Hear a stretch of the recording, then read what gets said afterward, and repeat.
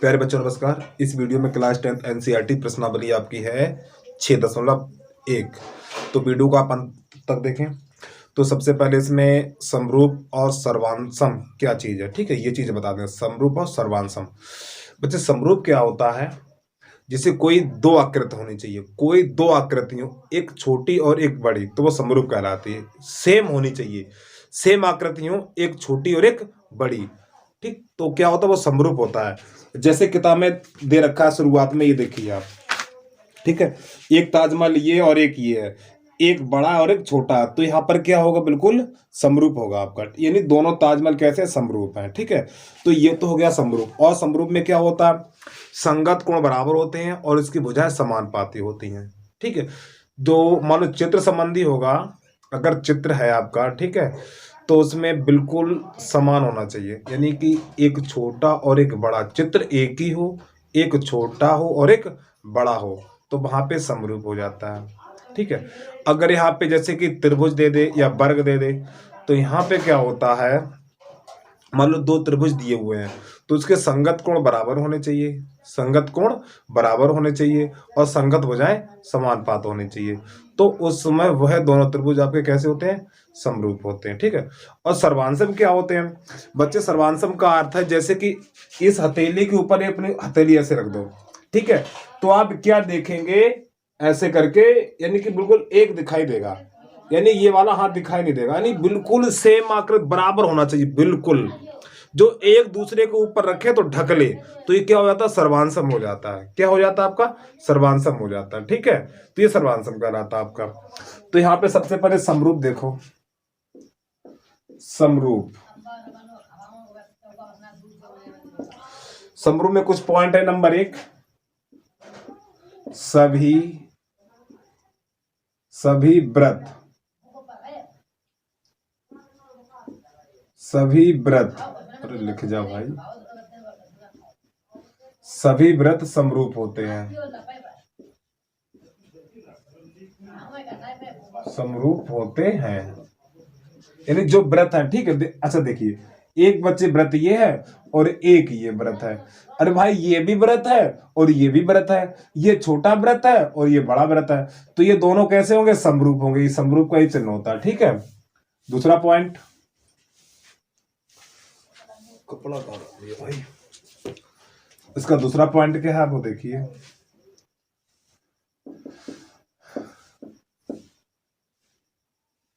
सभी आयत, सभी आयत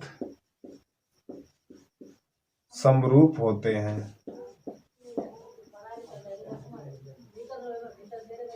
होते हैं, ठीक है। सभी आयत समरूप होते हैं। जैसे कि एक बच्चे आयत हमने ये बना दिया और एक आयत ये बना दिया, ये दोनों आयत ही तो हैं, ठीक है। ये बड़ा आयत और ये छोटा आयत है। एक आकृति, यानी कि एक ही चीज होनी चाहिए आपकी। दोनों आयत है, एक छोटा और एक बड़ा हो, एक छोटा और एक बड़ा हो, दोनों आयत ही होने चाहिए, तो वहां पे समरूप हो जाता है, ठीक है। अगला पॉइंट नंबर 3, अब यहाँ पे सभी वर्ग, सभी वर्ग समरूप होते हैं। जैसे एक वर्ग ये बना दिया हमने, ठीक है, और एक वर्ग ये बना दिया बड़ा सा, ठीक है। तो सभी वर्ग क्या होते हैं? आपके समरूप होते हैं। अगला पॉइंट देखिए इसका,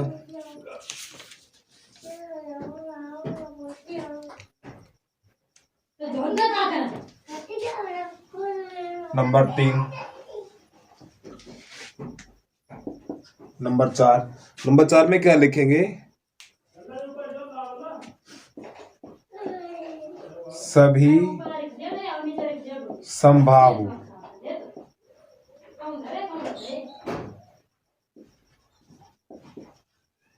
सभी समबाहु त्रिभुज समरूप होते हैं, यानी जो समबाहु त्रिभुज होते हैं वो सभी कैसे होते हैं? समरूप होते हैं आपके, ठीक है। सभी समबाहु त्रिभुज समरूप होते हैं। नंबर 5, ठीक है। नंबर 5 में क्या लिखेंगे आप?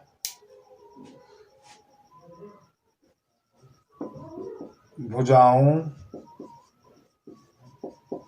वाली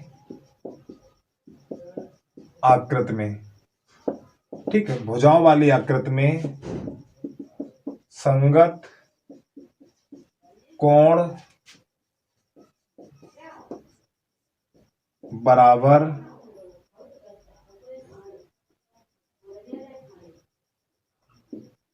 संगत कोण बराबर तथा संगत भुजाएं समानुपाती होती हैं। ठीक है, तो प्यारे बच्चे इतने नोट पॉइंट है। ठीक है, तो इतने पॉइंट आपको याद करने हैं और इतने पॉइंट से जो 6.1 है जिसमें विकल्प यानी खाली जगह वो भरी जाएंगे। ठीक है, तो जो पहला है वो देखिए पढ़ के बता रहे हैं आपको। यहाँ पे देखिए, यहाँ पे कह रहा है सभी व्रत क्या होते हैं? समरूप होते हैं। ठीक है, तो इसमें बच्चों आपको समरूप भर देना। व्रत बच्चे ऐसे लिखा जाएगा, ठीक है, वर्ग ऐसे लिखा जाएगा। तो सभी व्रत क्या होते हैं? समरूप होते हैं। तो पहले में भर लेंगे आप समरूप। अब इसके बाद इसका दूसरा है सभी वर्ग होते हैं। सभी वर्ग होते हैं क्या होते हैं? देखो, सभी वर्ग क्या होते हैं? समरूप होते हैं, तो इसमें भी समरूप भर लिया जाएगा आपका। अब इसके बाद नंबर 3, सभी त्रिभुज समरूप होते हैं। सभी त्रिभुज समरूप होते हैं। तो कौन से त्रिभुज समरूप होते हैं? समबाहु त्रिभुज कैसे होते हैं? समरूप होते हैं। ठीक है, अगला पॉइंट अब यहाँ पे दे रखा है भुजाओं की समान संख्या वाले दो बहुभुज समरूप होते हैं। ठीक है, उनके संगत कोण कैसे हो? संगत कोण बराबर हो तथा संगत भुजाएं कैसी हो? समानुपाती हो। तो इधर भरा जाएगा संगत कोण बराबर हो और संगत भुजाएं समानुपाती हो। ठीक है, अब प्रश्न नंबर 2 देखिए। अब आप प्रश्न नंबर 2 इसको हटा दे रहे हैं, अब कर दे रहे हैं हम। प्रश्न नंबर 2 में क्या करेंगे वो देखना आपको।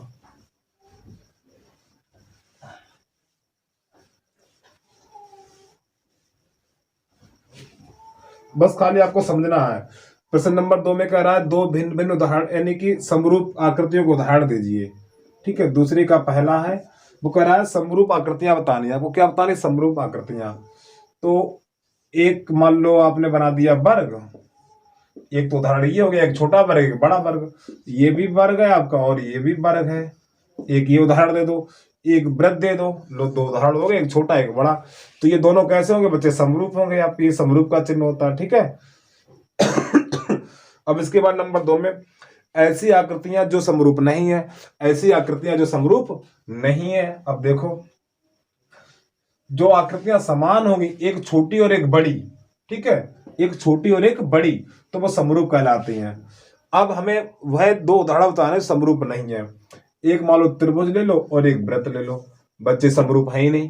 ठीक है, दूसरा उदाहरण, एक आप वर्ग ले लो और एक आप आयत ले लो। ठीक है, ये समरूप है ही नहीं बच्चे। ये त्रिभुज है, ये वृत्त है, ये वर्ग और ये आयत, ये समरूप हो ही नहीं सकते।